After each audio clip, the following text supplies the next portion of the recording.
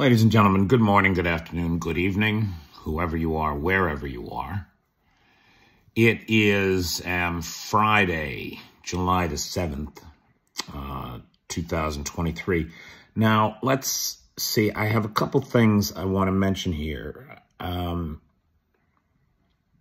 grew up outside of Scranton, Pennsylvania, just 12 miles as the crow flies from Tobyhanna Army Depot, which we discovered in 1983, I want to say, my sophomore year of high school. We discovered was a first strike target for a nuclear bomb in the event of a Soviet first strike, which was great to be on the list. It's good to feel wanted, you know? So I grew up having dreams, nightmares, these post-apocalyptic nightmares, wandering in a nuclear hellscape. It was my biggest fear growing up, and it was one of the things that led me to come to Ukraine when this war happened. Because I'm old enough to remember, right, it was about 10 years after that we got that first strike list published in the U.S., it's about 10 years after that, in 94, that Ukraine gave up the third largest nuclear arsenal in the world in the interest of peace, in the interest of making the world a safer and more secure place. And one of the reasons they did it is because we, the United States, gave them security assurances.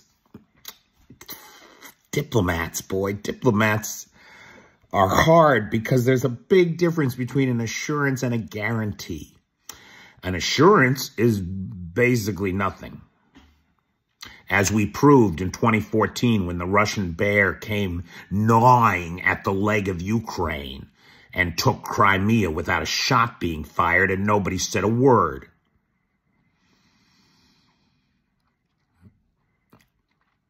So this country's been at war for 8 years now, because after that,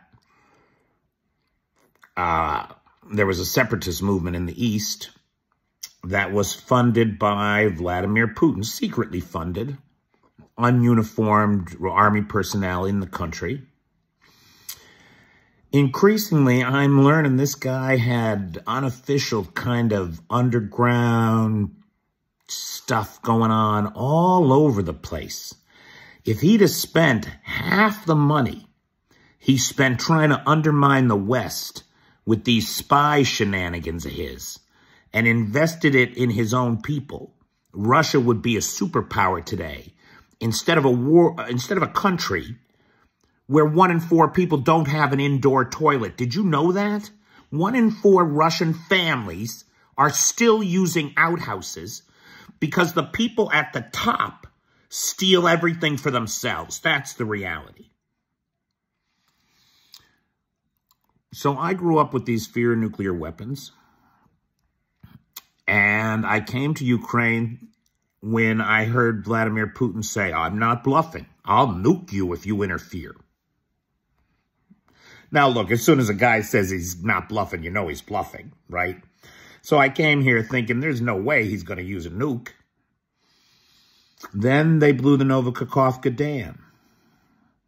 Then the question of Zaporizhzhia nuclear power plant came up. And I must say, my friends, it worried me for a bit there. There's a real concern. And then I breathed a sigh of relief because I saw the International Atomic Agency had been in there. And they checked the place and they see no evidence of mines. No evidence of explosives, no evidence of mines.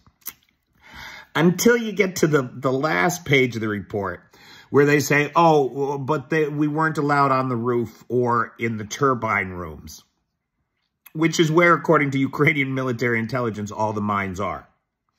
And the Russians are firmly refusing to let them in there. So now I'm worried again. I'm deeply concerned about that. But I'm not as worried as I am about what Lukashenko said today. This is deeply disturbing. I never thought Putin could fire a nuclear weapon because the Chinese and the Indians will not have it. And they've made it clear that they won't have it. The rest of the world won't have it. We're not going to put up with that. You can't be a nuclear power and use that to blackmail everybody. It's supposed to be mutually assured destruction so nobody ever lights them off, right?